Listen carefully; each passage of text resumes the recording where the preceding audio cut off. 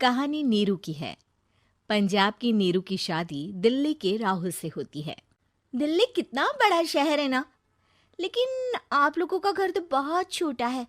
हमारे पंजाब में तो ये बड़े बड़े घर होते हैं कि मजा ही आ जाता है। कोई बात नहीं नीरू, मैं भी तुम्हारे लिए बहुत बड़ा मकान बनाऊंगा बहुत जल्दी। नीरू के पिता जहां पंजाब के जाने माने व्यापारी थे, Like, comment, and subscribe.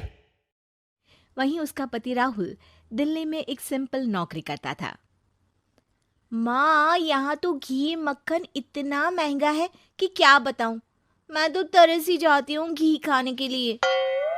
Neeru की माँ को ये सुनकर बहुत दुख होता है।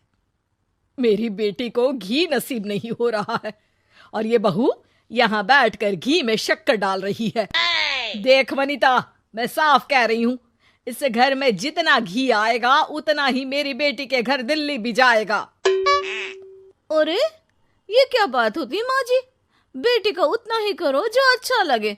अब क्या मायके से घी और मक्खन तक की सप्लाई करोगी आप? हाँ, मेरी बेटी किसी चीज को तरसे मुझसे बर्दाश्त नहीं होता।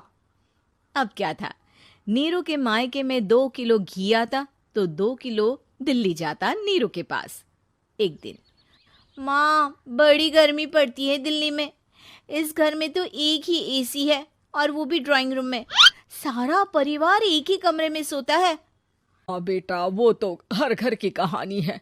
यहाँ भी एक ही एसी है। अरे बिल इतना आता है कि क्या बोलूं। तभी वहां राकेश आ जाता है। माँ, थोड़ी देर में यहाँ कुछ प्लम्बर आएंगे मेरे कमरे में एसी लगाने। जरा ध्यान से लगवा देना ना माँ। ओए, ऐसे कैसे तेरे कमरे में एसी लगेगा?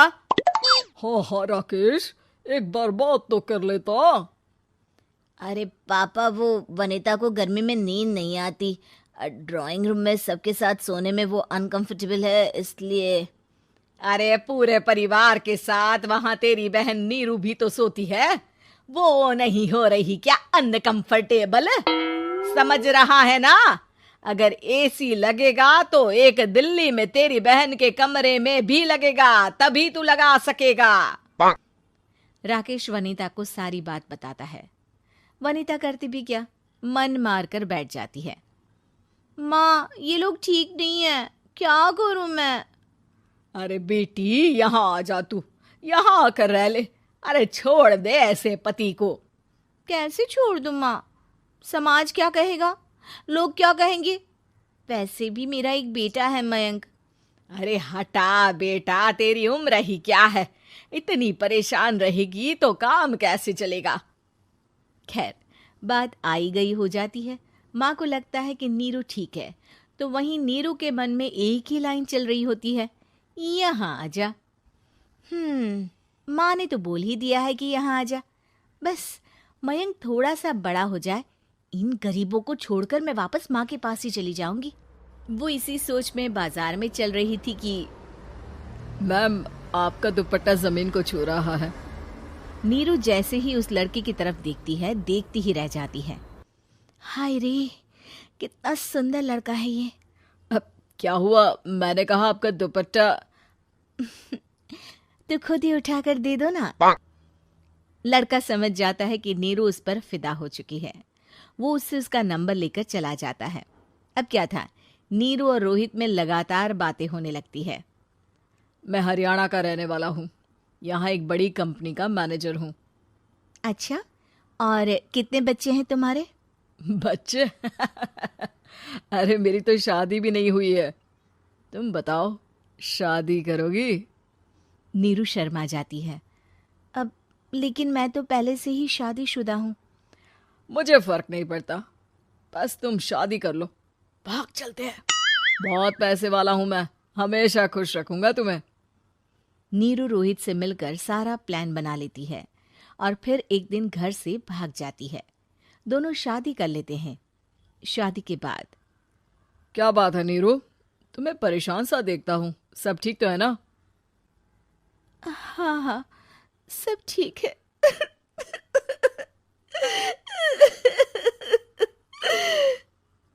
ये कहते कहते ही वो रोने लगती है। अरे क्या हो गया, रो क्यों रही हो? मैंने तुमसे एक बात छुपाई है और वही बात अब मुझे परेशान कर रही है। रोहित, मेरा एक बेटा भी है, उसका नाम मयंक है। क्या बात कर रही हो? ये तुमने मुझे पहले क्यों नहीं बताया? देखो नीरू, मेरी माँ को मैंने ये नहीं बताया है कि तुम शादीशुदा हो। बच्चा मैं मैनेज नहीं कर पाऊंगा। नीरू को समझ में नहीं आता कि वो क्या करे। तुम उस बच्चे को अपनी माँ को क्यों नहीं दे देती? नीरू चुपके से माँ को फोन करती है। माँ, क्या मयंक को तुम रख सकती हो? बेटा, मैं राकेश के साथ बात करती हूँ। आखिर घर का बेटा वही है, जो वो बोलेगा। वैसे भी बेटा, तूने जो किया है ना, उसके बाद से पूरा घर तेरी बुराई कर रहा है। मैं भी अब किसी से तेरे लिए लड़ नहीं सकती। राकेश बेटा, नीरू ने तो जो किया बहुत ही बुरा किया, लेकिन मैं सोच रही थी कि क्यों ना मयंक को हम यहाँ ले आए। तभी वनीता बोल पड़ती है। वाह जी, ऐसे कैसे यहाँ ले आए? यहाँ क्या भंडारा भरा है? और जिस बच्चे की माँ ने नहीं सोचा, उसके लिए हम क्यों सोचे? नीरू को एक बार तो अपने बच्चे के बारे में सोचना चाहिए था ना। अरे लेकिन तेरे पास भी तो लड़का नहीं है ना वनीता। माँ, वनीता ठीक बोल रही है। कल को वो बड़ा होकर इसी घर का हिस्सा मांगेगा तो हम क्या करेंगे? माँ कहती भी तो क्या, वो चुप रह जाती है। वहीं नीरू का पहला पति कहता है। माँ, अगर आज भी वो वापस आ जाए तो मैं उसे माफ कर दूंगा। बेटा, गरीबी चीज ही ऐसी है, क्या करेगा? तू तो अब मयंक का सोच। वो बेचारा तो बिना माँ का हो गया। मयंक के खातिर तू दूसरी शादी कर ले बेटा। लोगों के लाख समझाने के बाद नीरू के पहले पति की शादी रिद्धि से हो जाती है, जिसके पहले पति से 2 बच्चे होते हैं। देखो जी, मैंने शादी सिर्फ बच्चे के खातिर की है। मैंने भी शादी सिर्फ बच्चों के खातिर की है। वहीं नीरू के दूसरे पति के मन में ये बात घर कर जाती है कि नीरू एक मासूम बच्चे को उसके खातिर छोड़ कर आई है। अब देखो नीरू, मुझे लगता है कि जो औरत अपनी कोख का बच्चा छोड़ सकती है, वो तो कुछ भी कर सकती है। कल को तुम्हें मुझसे अच्छा कोई मिल गया तो तुम तो मुझे भी बाय बाय कर दोगी ना। नीरू को अब उसका दूसरा पति ताने देना शुरू कर देता है। तंग आकर नीरू उसके यहाँ से भागकर अपने पहले पति के पास चली जाती है, लेकिन ससुराल में क्या लेने आई है नीरू, मयंक को? नहीं नहीं सासू माँ, मुझसे गलती हो गई, मुझे माफ कर दीजिए। नीरू, अब वक्त खत्म हो गया है, मेरी शादी हो चुकी है। तो छोड़ दो ना उसे, हमारा बच्चा है। मैं आपको अपनी माँ नहीं मानता, मेरी नहीं मान तो बात अच्छी है। नीरू मयंक की बात सुनकर समझ जाती है कि उसके पास अब न आसमान